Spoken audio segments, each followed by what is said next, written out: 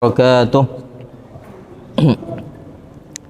Alhamdulillahi rabbil alamin wa bihi nasta'inu ala umur dunya waddin wassalatu wassalamu ala ashrafil anbiya'i wal mursalin nabiyinal karim Muhammadin sallallahu alaihi wa ala alihi wa ashabihi ajma'in, amma ba'd.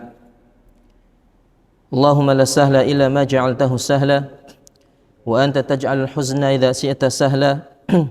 Allahumma inna nas'aluka ilman nafi'an wa rizqan tayyiban wa amalan mutaqabbala. Allahumma inna na'udzubika min ilmin la yanfa' wa min qalbin la yakhsha' wa min nafsin la tashba' wa min da'watin la yustajabu laha. Allahumma amin. Ikhwani fi din, a'azzakumullah. Kita masih melanjutkan kembali pembahasan dari kitab Wajibuna nahwa ma amarana Allahu bihi li Syekhul Islam Al-Mujaddid Muhammad bin Abdul Wahhab rahimahullah. Kita akan masuk pada tingkatan yang ke-6, yaitu 5. Yang kelima udah kemarin ya? Ya. Yang kemarin yang kelima sudah kalau nggak salah. Yaitu kaunuhu yaqa'u 'alal masyru'i khalisan shawaban. Ini yang kelima ya. Yaitu amalan tersebut harus sesuai dengan syariat, harus ikhlas dan harus benar. Ini poin yang kelima dan sudah kita terangkan pada pertemuan yang lalu. Maka kita beranjak ke tingkatan selanjutnya, yaitu tingkatan yang ke-6, tahdhiru min fi'li ma yuhbituhu. Waspada terhadap perbuatan-perbuatan yang bisa menghapuskan amalan-amalan yang kita kerjakan. Ahibatul kiram, a'azzakumullah. Pada tingkatan yang kelima telah kita pahami bersama bahwasanya di antara syarat sah dan diterimanya amalan seorang hamba adalah dengan ikhlas dan ittiba' kepada Rasulullah sallallahu alaihi wasallam. Ikhlas yaitu memurnikan maksud dan tujuan ibadah kita hanya kepada Allah Subhanahu wa taala. Dan ittiba' mencontoh, meneladani Nabi sallallahu alaihi wasallam. Kita tidak beribadah kecuali atas syariat yang dibawa oleh Nabi Muhammad sallallahu alaihi wasallam. Maka pada tingkatan selanjutnya ya. Namun seseorang itu belum cukup pada tingkatan yang kelima ini, yaitu beramal. Karena seikhlas apapun kita beramal, seindah apapun kita mengikuti Nabi sallallahu alaihi wasallam, maka tetap berpotensi amalan kita itu bisa berkurang bahkan hancur. Oleh karenanya kita nggak boleh berhenti sampai pada tingkatan yang kelima ini. Ada tingkatan berikutnya, yaitu adalah menjauhi hal-hal yang bisa membatalkan amalan-amalan yang telah kita kerjakan. Inilah tingkatan yang keenam. Oleh karenanya Syekh Muhammad bin Abdul Wahhab rahimahullahu mengatakan, "An-salihina yakhafuna min hubutil amal." Bahwasanya orang-orang saleh, kata beliau, mereka itu takut amalannya hancur. Mereka takut amalannya tidak diterima oleh Allah Subhanahu wa taala. Dan kita bisa membedakan orang yang saleh dengan orang yang tidak saleh. Ya, orang yang saleh dengan amalannya dan orang yang tidak saleh dengan amalannya. Bagaimana caranya? Lihat pada akhir dari dia beramal. Lihat ketika setelah dia beramal. Orang yang tidak saleh dalam beramal, ketika dia mengerjakan suatu amalan, maka dia akan memiliki rasa jasa, memiliki rasa hebat atau memiliki peran dalam ibadahnya tersebut. Ya, di sini Syekh Abdul Razzaq hafizahullah menjelaskan, ya, bahwa orang yang soleh itu mengerjakan amalan, kemudian dia merasa berjasa dengan amalannya tersebut. Merasa berjasa dengan amalannya tersebut.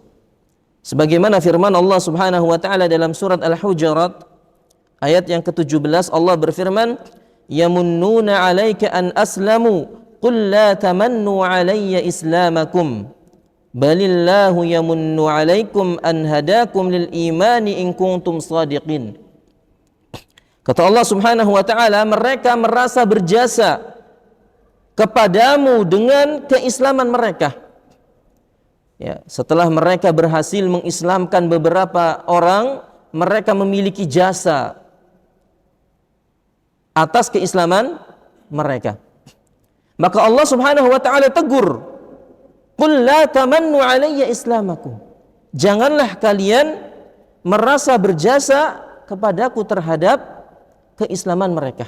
Artinya nggak boleh orang yang beramal kemudian dia itu merasa memiliki jasa kepada mereka, sehingga akhirnya dia ungkit-ungkit perbuatan baiknya. Maka ini tidak boleh. Nah, ini diantara gambaran orang yang tidak soleh dalam beramal.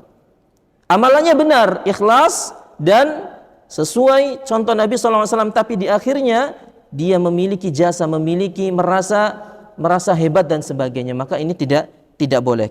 Adapun contoh orang yang soleh, kata beliau, adalah orang yang setelah mengerjakan amalan wa huwa khaifun an yuhbita wa alla yuqbala. Kata beliau, adapun orang yang soleh dengan amalannya adalah setelah mereka mengerjakan, mereka justru takut amalannya tersebut tidak diterima oleh Allah. Mereka justru takut amalannya tidak diterima dan akan hancur. Takut. Ya. Inilah ciri orang yang soleh dalam beramal. Mereka khawatir amalannya itu tidak diterima oleh Allah Subhanahu wa ta'ala, karena mereka tidak tahu dengan pasti bahwasanya amalannya itu diterima atau tidak. Allah berfirman akan hal ini dalam surat Al-Mu'minun ayat 60. "Walladzina yu'tuna ma atau wa qulubuhum wajilah annahum ila rabbihim raji'un." Kata Allah Subhanahu wa taala, dan mereka orang-orang yang memberikan apa yang mereka berikan dengan hati yang takut bahwasanya mereka akan kembali kepada Rabb mereka. Lihatlah di dalam ayat ini Allah Azza wa Jalla menggambarkan ada orang-orang yang suka bersedekah, mereka mengeluarkan hartanya, tapi di sisi lain mereka ketakutan. Maka Aisyah radhiyallahu anha bertanya kepada Rasulullah sallallahu alaihi wasallam, "Ahumul ladzina yashrabuna al-khamra wa yasriqun?" Wahai Rasulullah sallallahu alaihi wasallam, kata Aisyah, apakah mereka itu adalah orang-orang yang minum khamar atau mencuri? Ya, karena mereka ketakutan setelah beramal. Maka kata Nabi sallallahu alaihi wasallam, "La ya binta Siddiq." Tidak, wahai putri Abu Bakar As-Siddiq, "Walakinnahum alladzina yasumuna wa yusalluna wa yatasaddaquna wa hum yakhafuna alla yuqbala minhum." Mereka adalah, kata Nabi, adalah orang-orang yang berpuasa. Mereka adalah orang-orang yang salat, dan mereka adalah orang-orang yang berpuasa, akan tetapi mereka takut ibadahnya itu tidak diterima oleh Allah Subhanahu wa taala. Ya. Inilah orang-orang yang dimaksud di dalam ayat yang tadi kita sebutkan. Walladzina yu'tuna ma atau wa qulubuhum wajilah wa annahum ila rabbihim raji'un. Jadi ternyata orang-orang yang memberikan harta mereka dengan rasa takut, itu maksudnya adalah takut bahwasanya sedekahnya, ibadahnya itu tidak diterima oleh Allah Subhanahu wa taala. Ulaikal ladzina yusari'una fil khairat wa hum laha sabiqun. Dan mereka adalah orang-orang yang terdepan dan orang-orang yang paling bersegera mengerjakan kebaikan. Hadis riwayat At-Tirmidzi dan Ibnu Majah, dan disahihkan oleh Syekh Al-Albani fi Sahih Ibnu Majah. Ahibatul kiram, ma'azakumullah, itu perbedaan antara orang yang saleh dan orang yang tidak saleh dalam beramal. Bisa dibedakan ya? Ya, jadi kita lihat kalau kita setelah beramal ini, apakah kita ketika beramal kemudian timbul rasa bangga, kemudian rasa memiliki jasa terhadap amalan yang dia kerjakan atau tidak. Kalau kita masih memiliki rasa jasa terhadap amalan yang kita kerjakan, bisa jadi kita termasuk orang yang disebutkan di dalam ayat tadi, orang-orang yang tidak soleh atau orang-orang yang belum soleh dalam beramal. Tapi kalau seandainya kita setelah beramal lalu tidak ada rasa sedikit pun dalam hati kita rasa hebat atau rasa rasa memiliki jasa, maka itu pertanda bahwasanya amalan kita sudah benar. Karena hakikatnya amalan yang kita kerjakan ini adalah murni taufik dari Allah Subhanahu wa taala. Kalau seandainya Allah tidak memberikan taufik kepada kita untuk beramal, maka kita tidak akan sanggup untuk beramal meskipun dengan satu amalan. Ya. Taib. Kemudian di sini Syekh Abdul Razzaq hafizahullah menjelaskan wa muhbitatul a'mali adidah, dan pembatal-pembatal amalan itu banyak jumlahnya. Beliau menukilkan perkataan Al-Imam Ibnul Qayyim, ya, dinukil dari kitab Al-Wabil As-Sayyib halaman 15. Imam Ibnul Qayyim mengatakan wa muhbitatul a'mali wa mafsadatuha akthar min an tahsura, bahwasanya pembatal-pembatal amalan dan perusak-perusaknya itu lebih banyak, bahkan tidak bisa dihitung. Kemudian kata beliau walaysa sya'nu fil amali innama sya'nu fi hifdil amali mimma yufsiduhu wa yuhbituhu. Kemudian kata beliau, maka dari itu perkara yang paling penting itu bukan hanya sekedar beramal, akan tetapi perkara yang lebih penting daripada beramal adalah bagaimana cara menjaga amalannya tersebut dari hal-hal yang bisa merusak dan menghancurkan amalan itu sendiri. Subhanallah, perkataan yang indah dari seorang ulama yaitu Ibnul Qayyim rahimahullah. Beliau mengatakan bahwasanya perkara yang paling penting itu bukan hanya sekedar beramal. Artinya kita tidak cukup sampai di situ.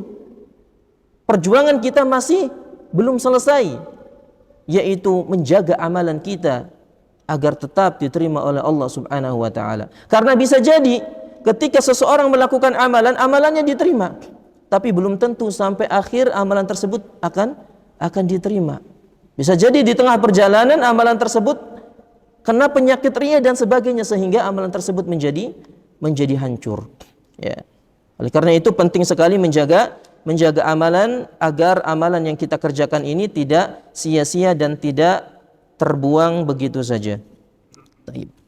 Kemudian kata Syekh Abdul Razzaq hafizahullah, jaa bayanuha fi sunnatin Nabi sallallahu alaihi wasallam, dan telah diterangkan di dalam hadis-hadis Nabi sallallahu alaihi wasallam tentang masalah ini, tentang masalah yang bisa membatalkan amalan.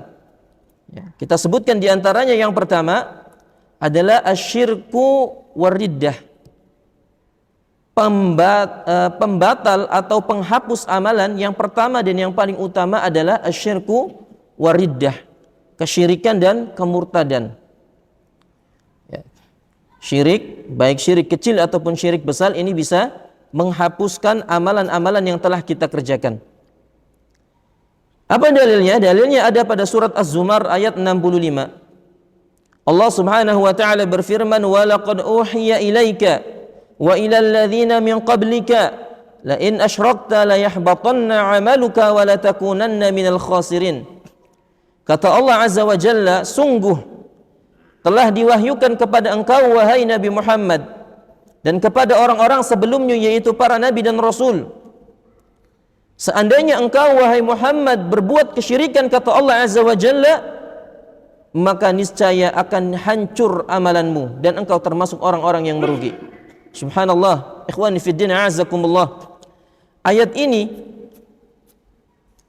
berbicara kepada Nabi sallallahu alaihi wasallam yang seandainya kata Allah, engkau wahai Rasulullah sallallahu alaihi wasallam apabila melakukan kesyirikan, maka pasti amalanmu itu akan hancur, akan binasa dan tidak bermanfaat di sisi Allah Subhanahu wa taala. Kepada Rasulullah sallallahu alaihi wasallam saja ini berlaku. Artinya kepada para nabi dan rasul yang mereka ini tidak mungkin berbuat kesyirikan, tapi hukumnya berlaku, maka bagaimana dengan kita? Seharusnya kita itu lebih takut lagi terhadap perbuatan syirik. Dan cara agar kita tidak terjerumus ke dalam perbuatan syirik adalah dengan belajar tentang apa itu syirik serta jenis-jenisnya. Ya, penting mempelajari hal-hal yang berbahaya tersebut agar tidak terkena kepada diri kita. Oleh karenanya Hudzaifah bin Yaman radhiyallahu anhu pernah mengatakan bahwasanya dahulu orang-orang itu ketika bertanya kepada Nabi sallallahu alaihi wasallam kebanyakannya tentang kebaikan. Tentang kebaikan. Tapi aku justru bertanya kepada Nabi sallallahu alaihi wasallam tentang keburukan, tentang hal-hal yang berbahaya. Karena aku takut hal-hal tersebut itu menimpa diriku. Ya. Jadi yang pertama, penggugur amalan yang pertama adalah asyirku. Yang kedua adalah ar-riddah, kemurtadan. Allah Subhanahu wa taala sebutkan dalam surat Al-Baqarah ayat 217.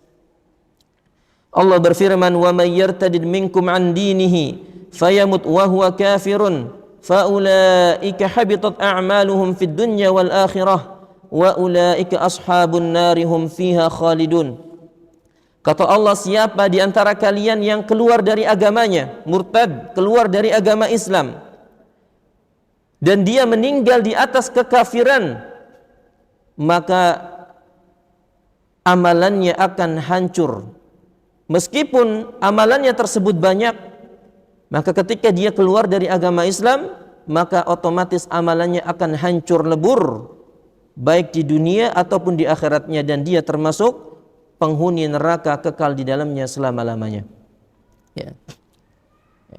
Ini yang pertama, ya, syirik dan murtad.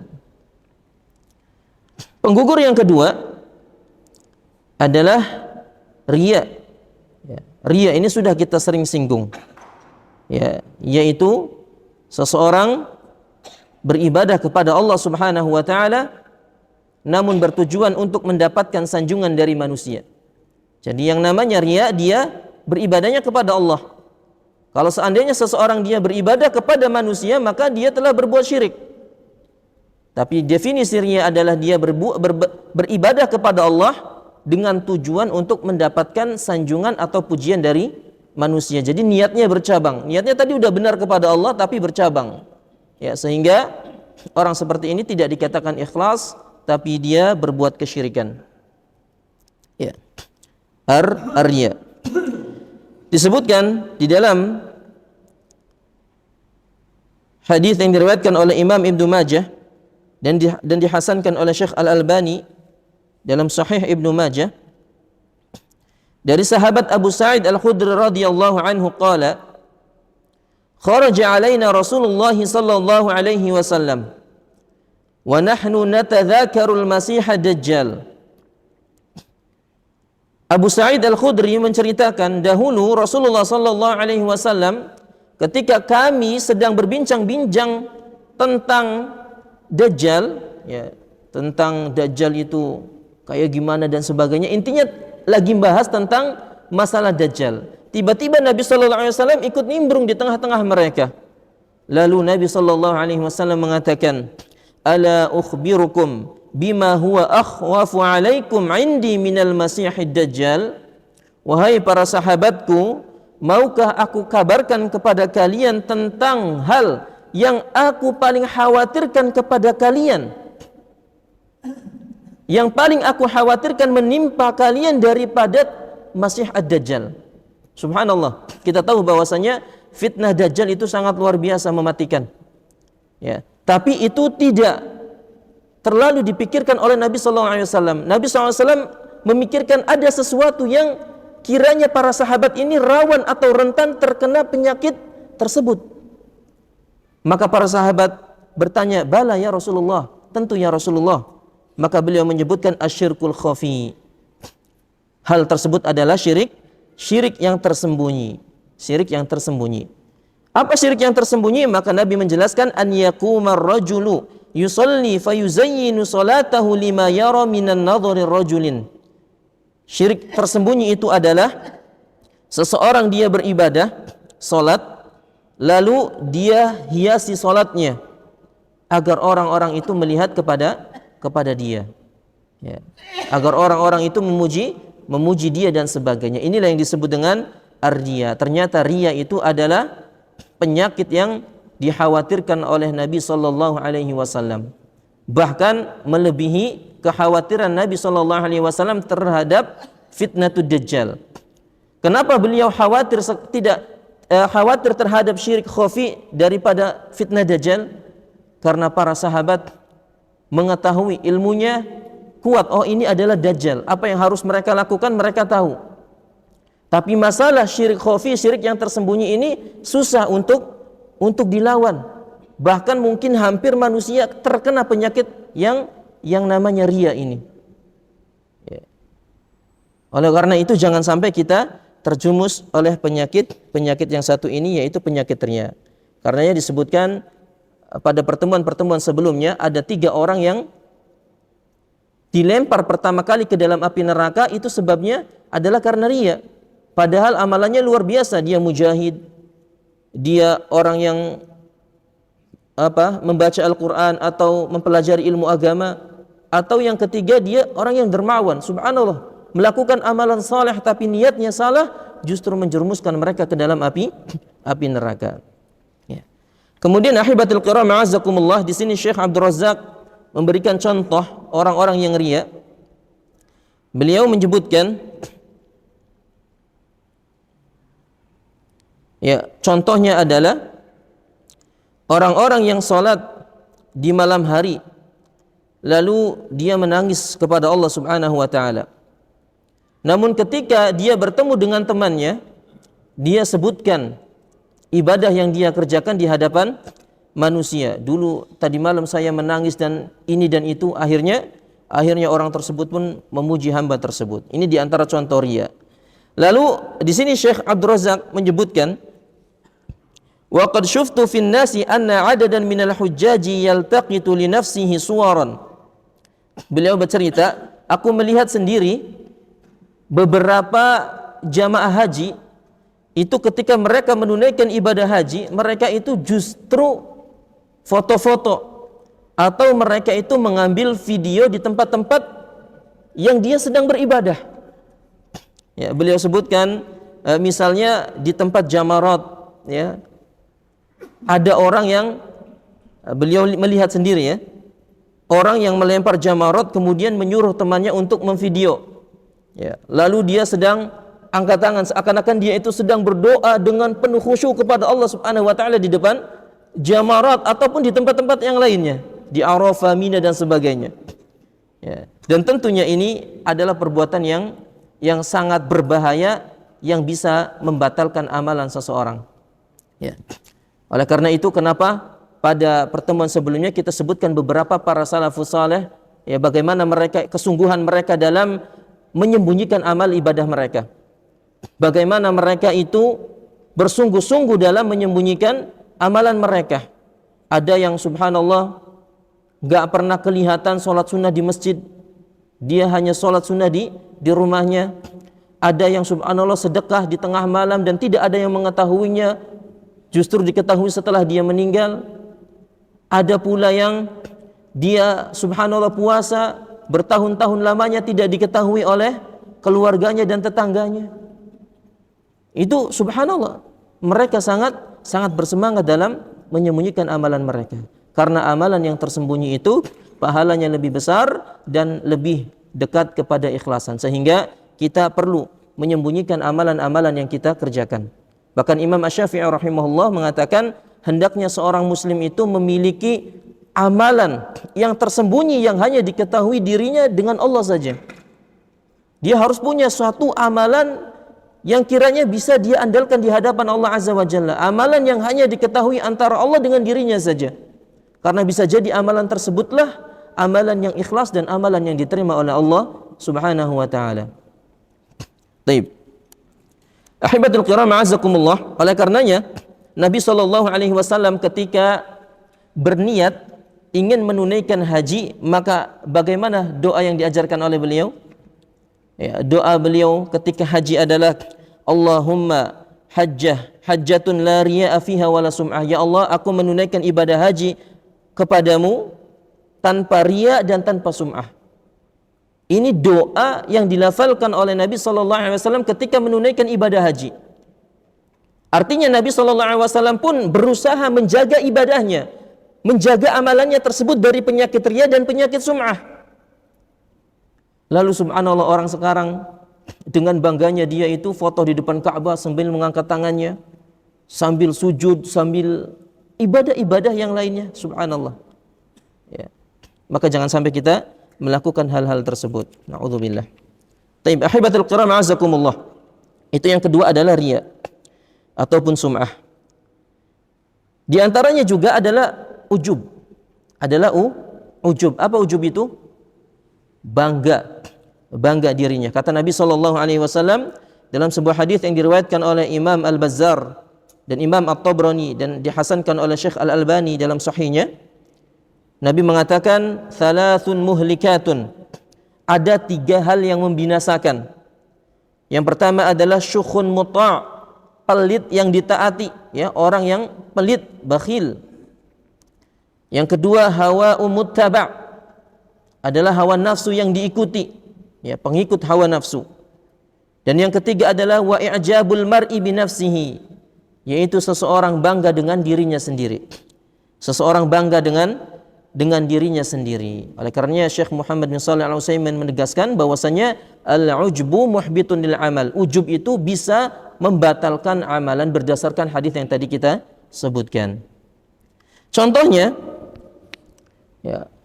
orang-orang yang ujub, terkena penyakit ujub adalah orang-orang yang dia misalnya sholat malam. Dia bangun di tengah malam, bermunajat kepada Allah sampai meneteskan air mata dan sebagainya. Lalu dia justru merendahkan orang-orang yang belum dimudahkan oleh Allah untuk bisa sholat malam. Jadi dia merendahkan orang-orang yang belum sholat malam atau enggak terbiasa sholat malam. Dia muncul rasa bangga dengan dirinya, bangga dengan perbuatannya, ya, bahwasanya saya ini lebih hebat dari engkau, saya ini lebih unggul dalam ibadah daripada kamu, dan sebagainya. Itulah yang disebut dengan ujub. Atau misalnya orang yang sedekah, dia rajin sedekah, masya Allah, tapi dia merendahkan orang lain. Oh, ente nggak pernah sedekah. Hati-hati ikhwan, ya.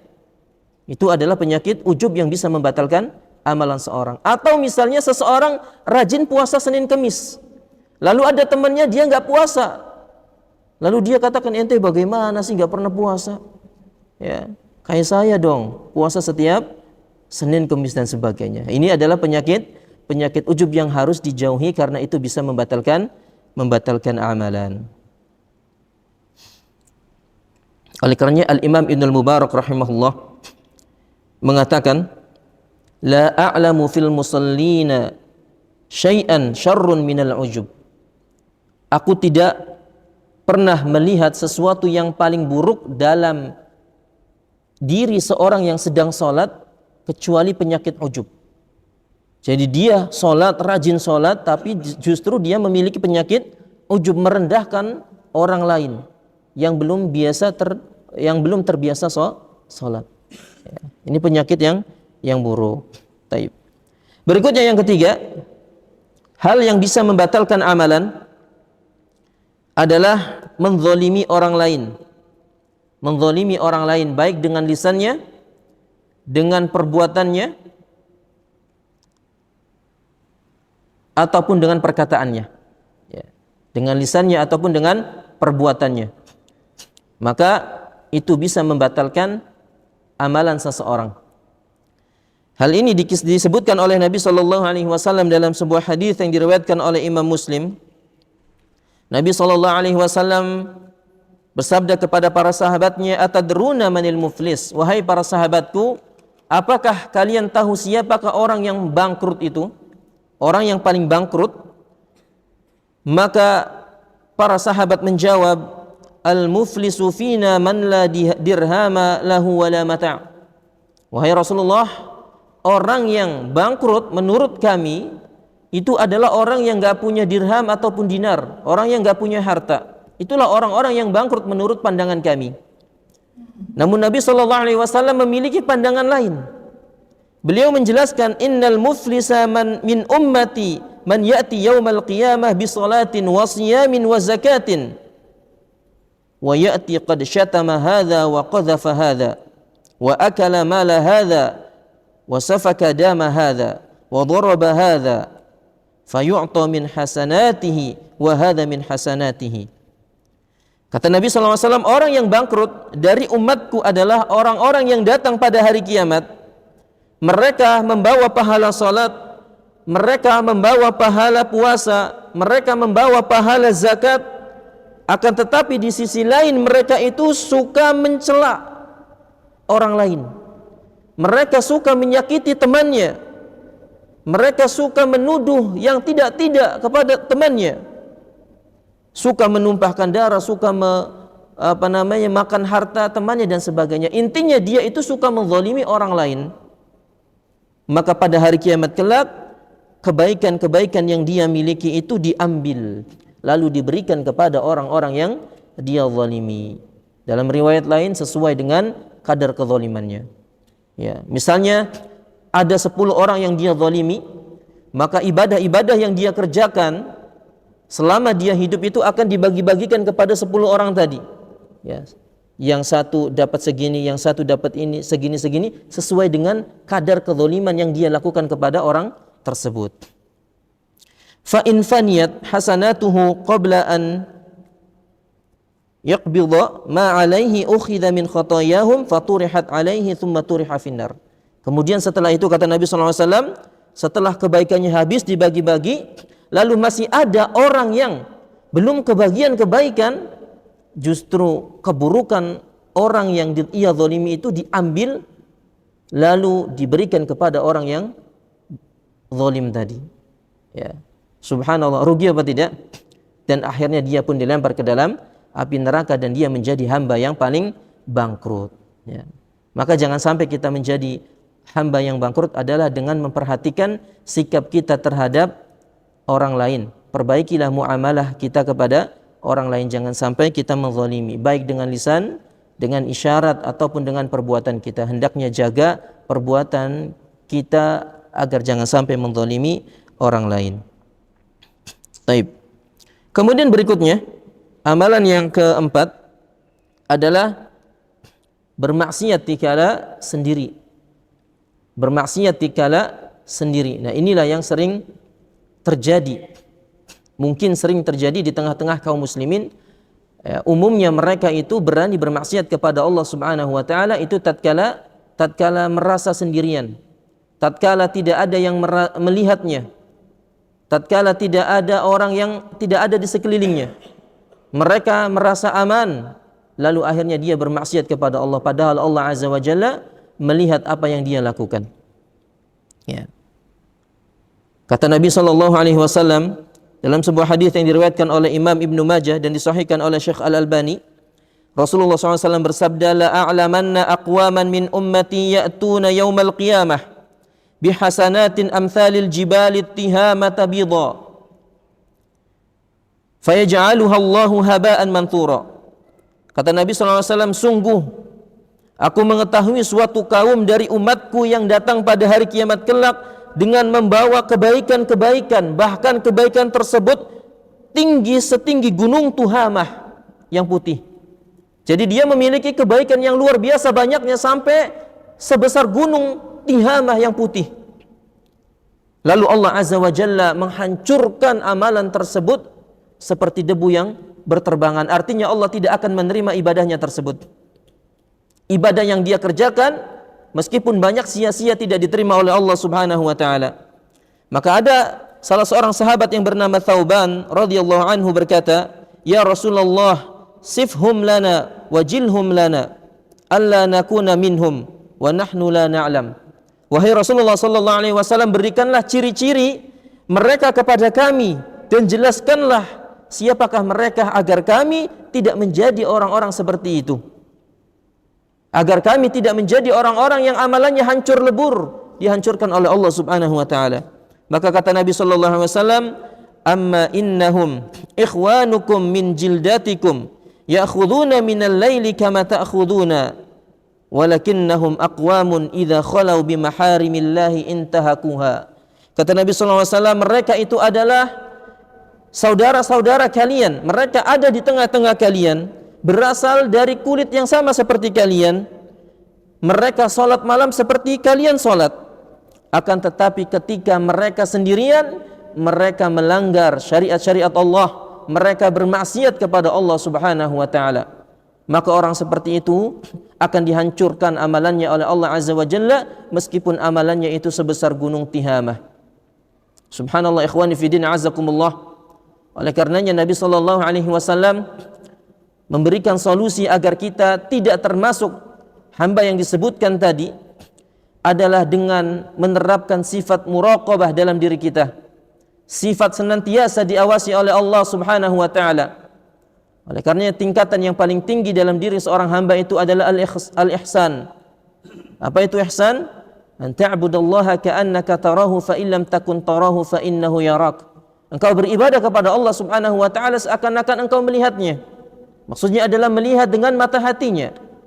Senantiasa diawasi oleh Allah Subhanahu wa taala. Ingat, ketika kita ingin bermaksiat, Allah Azza wa Jalla melihat kita. Ingin kita melakukan sesuatu yang dilarang oleh Allah, ingat Allah Subhanahu wa taala mengetahuinya. Sehingga ketika kita menerapkan sifat muraqabah dalam diri kita, yakinlah kita tidak akan berani bermaksiat kepada Allah. Karena Allah Subhanahu wa taala selalu mengawasi kita dimanapun kita berada. Meskipun kita berada di lubang semut yang sangat kecil, Allah Subhanahu wa taala mengetahui seluruh makhluknya yang ada di muka bumi ini. Naam. Itu yang keempat. Ahibatul kiram, azakumullah. Kemudian hal berikutnya, yang kelima, pembatal yang kelima yang bisa menghancurkan amalan kita adalah dengan menyebut-nyebut sedekah yang kita berikan kepada orang lain. Menyebut-nyebut sedekah itu bisa membatalkan amalan kita, hati-hati ya. Allah Subhanahu wa taala berfirman dalam surat Al-Baqarah ayat 264, "Ya ayyuhalladzina amanu la tubtilu shadaqatikum bil manni wal adza kalladzi yunfiqu malahu ria'an nasi wa la yu'minu billahi wal yaumil akhir." Wahai orang-orang yang beriman, kata Allah Azza wa Jalla, la tubtilu shadaqatikum, janganlah kalian batalkan sedekah-sedekah kalian. Janganlah kalian batalkan atau hancurkan pemberian-pemberian kalian yang kalian telah berikan kepada orang lain dengan mani, dengan menyebut-nyebutnya. Ente kalau nggak anak kasih uang nggak bisa hidup ente. Ente kalau nggak saya kasih, nggak bantu, ente nggak mungkin jadi seperti ini dan sebagainya. Dia menyebutkan pemberian-pemberiannya. Dia sebutkan jasa-jasa yang dia lakukan atau dia berikan kepada orang lain. Ini hati-hati. Bisa membatalkan amalan. Apalagi sampai menyakiti mereka. Sudah amalannya hancur, dia dapat dosa. Menyakiti orang yang dia berikan. Makanya kita ketika bersedekah itu harus memiliki seni. Artinya, ya, seninya adalah dengan sebisa mungkin menyembunyikan ibadah kita. Ya, kalau dulu para sahabat kan seninya luar biasa sekali. Ada yang sedekah di tengah malam, ada yang beribadah di intinya dia menyembunyikan ibadahnya tersebut dari orang-orang terdekatnya. Pun demikian juga dalam sedekah. Ya. Maka jangan sampai ketika kita niatnya sudah benar sedekah tapi justru menyakiti orang yang kita berikan. Misalnya, ya, anak kasih uang antum ya, misalnya 100.000. Tapi ana foto dulu ya. Ini hati-hati ya. Kadang sering kita melakukan hal tersebut ya, memberikan bantuan tapi dengan syarat di foto ya. Ini hati-hati, bisa menyakiti orang yang kita berikan. Taruhlah kalau kita memang membutuhkan foto tersebut, kita sampaikan baik-baik kepada orang yang kita berikan tersebut ya, sebagai bentuk tanggung jawab. Misalnya ya, dia titipan untuk disampaikan, boleh seperti ini. Tapi kalau seandainya orang yang menitipkan uang tersebut, bantuan tersebut tidak memintakan foto, sudah jangan difoto. Jangan difoto. Itu lebih aman ya, agar tidak menyakiti hati mereka. Karena apabila menyakiti mereka bisa jadi amalan kita tidak diterima oleh Allah Subhanahu wa taala.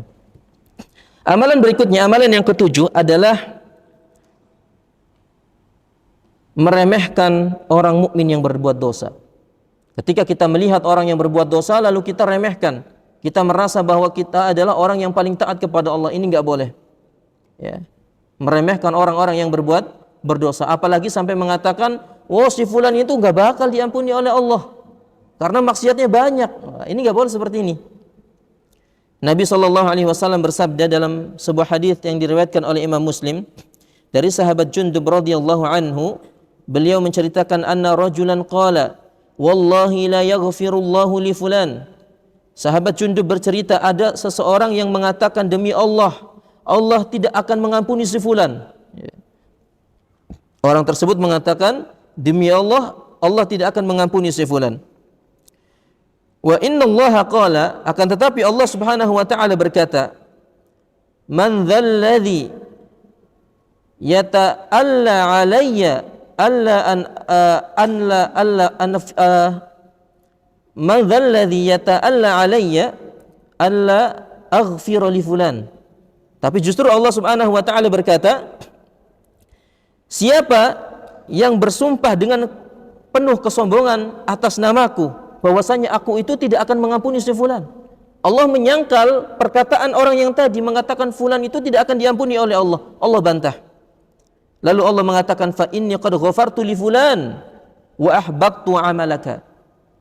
Sesungguhnya aku itu telah mengampuni si fulan. Orang yang dikatakan si fulan tadi tidak diampuni, justru Allah mengampuninya. Dan justru Allah Subhanahu wa taala menghancurkan amalan orang yang mengatakan tadi bahwa si fulan itu tidak diterima, tidak akan diampuni oleh Allah Subhanahu wa taala. Paham enggak maksudnya? Paham ya? Nah. Ya, maka hati-hati ya. Enggak boleh kita memvonis seseorang itu tidak akan diampuni oleh Allah Subhanahu wa taala. Kenapa demikian? Kata para ulama menjelaskan bahwasanya orang yang mengatakan fulan itu tidak akan diampuni oleh Allah padahal dia masih hidup, ya, itu seakan-akan dia mendahului takdir Allah Azza wa Jalla.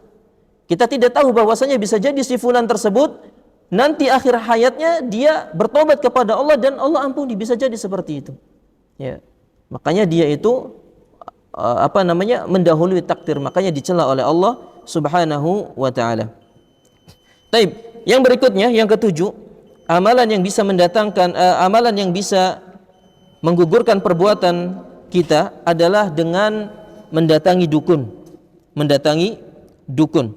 Ya, bertanya kepada dukun tentang sesuatu lalu dia percayai, maka akan hancur amalannya. Kata Nabi sallallahu alaihi wasallam, "Man ata 'arrafan fasa'alahu 'an syai'in lam tuqbal lahu salatu 40 yauman." Barang siapa yang mendatangi dukun ataupun orang-orang yang sejenisnya, ya, orang-orang yang dikatakan tidak normal, maka salatnya tidak diterima selama 40 hari. Salatnya tidak diterima selama 40 hari. Artinya mendatangi dukun itu bisa menghapuskan amalan-amalan salat yang kita kerjakan selama 40 hari. Dalam riwayat lain, faqad kafara bima unzila ala Muhammad. Orang yang mendatangi dukun itu telah ingkar atau telah kufur terhadap apa yang diturunkan kepada Nabi Muhammad sallallahu alaihi wasallam. Maka jangan sampai kita itu bertanya, mendatangi, apalagi bertanya kepada mereka tentang sesuatu perkara. Baik, berikutnya yang ke-8, dikit lagi. Yang ke-8 adalah durhaka kepada orang tua. Durhaka kepada orang tua ini adalah merupakan penyebab yang bisa menghancurkan amalan seorang hamba. Dalam sebuah hadis yang diriwayatkan oleh Abu Asim, dan hadis ini dihasankan oleh Syekh Al-Albani dalam silsilah as-sahihah, Nabi SAW menyebutkan, "Thalathatun la yaqbalu Allahu lahum sarfan wala adlan."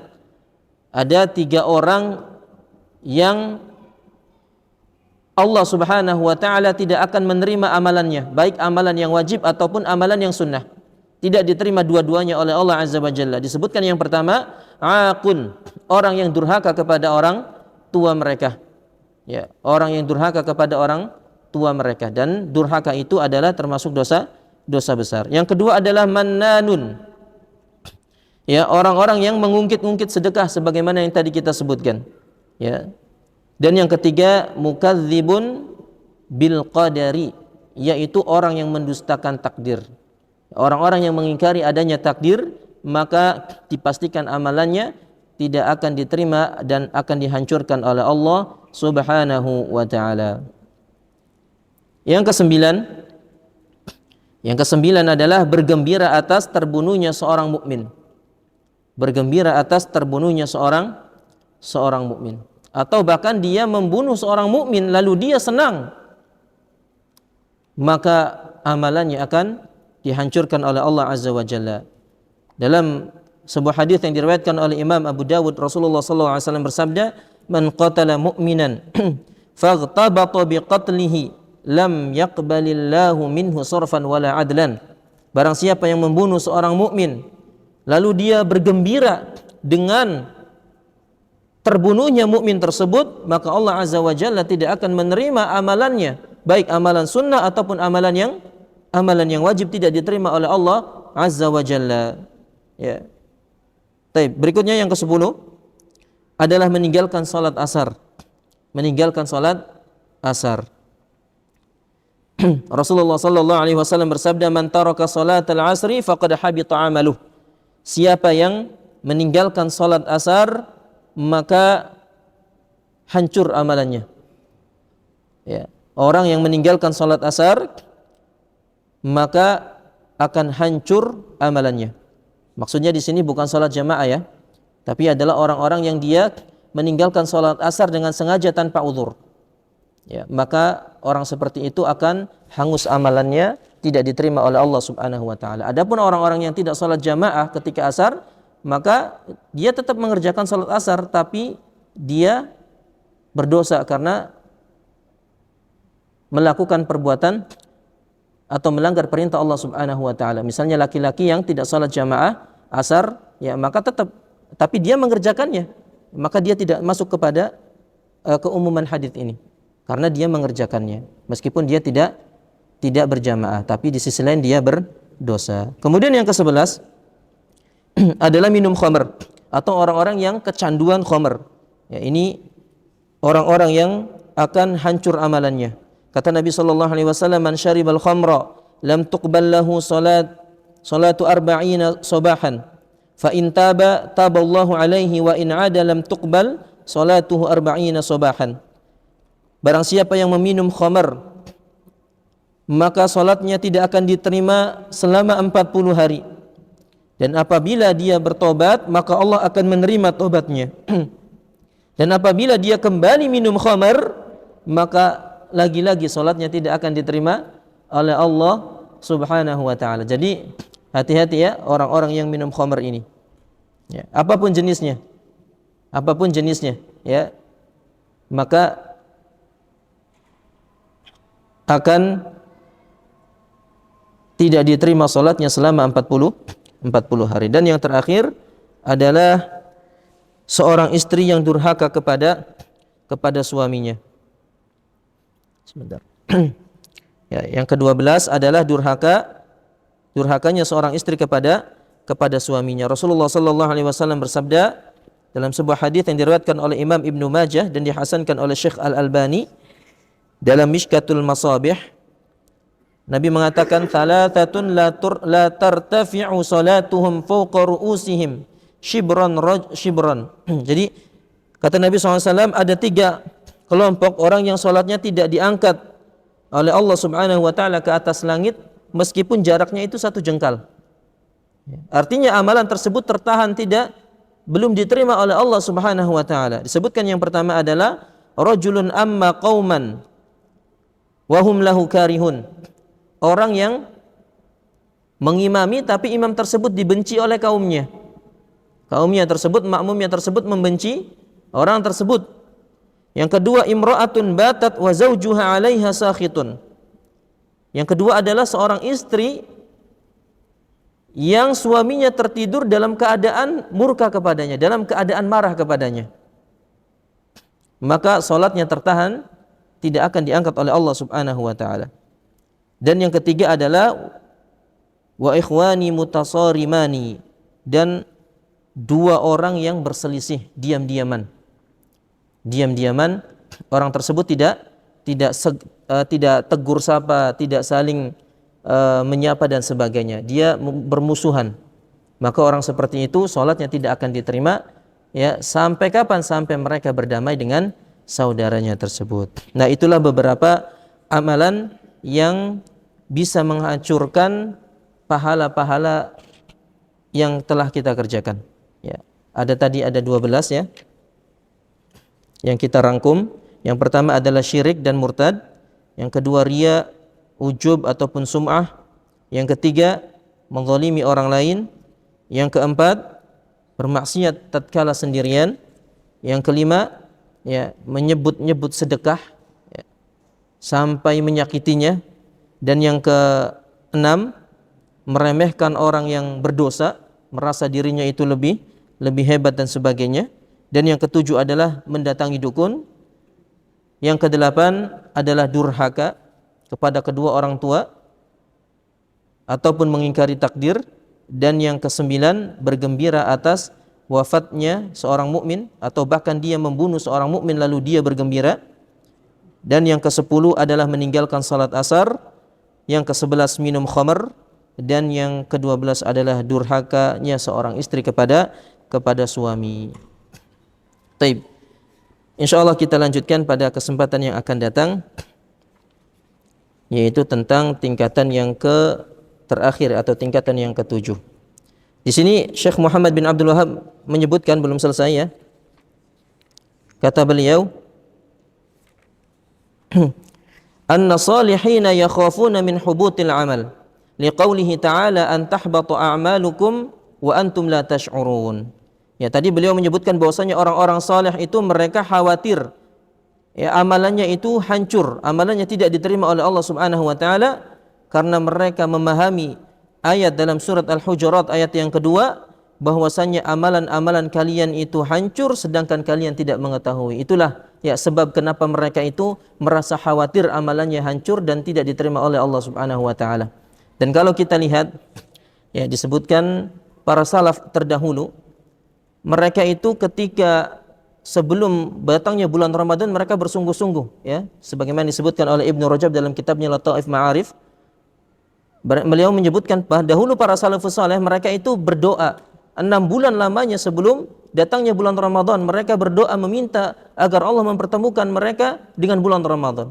Ketika mereka dipertemukan bulan Ramadan, mereka 6 bulan lamanya berdoa kepada Allah Subhanahu wa taala agar Allah benar-benar menerima amal ibadah yang mereka kerjakan di bulan Ramadan. Ya.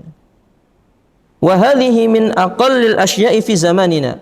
Lalu Syekh Muhammad bin Abdul Wahhab mengatakan, dan orang-orang seperti ini itu sangat sedikit sekali di zaman sekarang. Artinya orang-orang yang ketika dia beramal lalu dia takut amalannya tidak diterima oleh Allah Subhanahu wa taala, ini sangat sedikit sekali.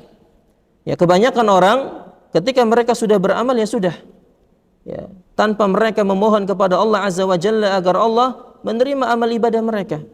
Padahal dahulu para salafus saleh mereka bersungguh-sungguh dalam berdoa kepada Allah setelah mereka beramal agar Allah menerima amal yang mereka kerjakan. Baik, insyaallah kita lanjutkan pada poin yang terakhir atau tingkatan yang terakhir tentang ats-tsabatu 'alal haq pada pertemuan selanjutnya.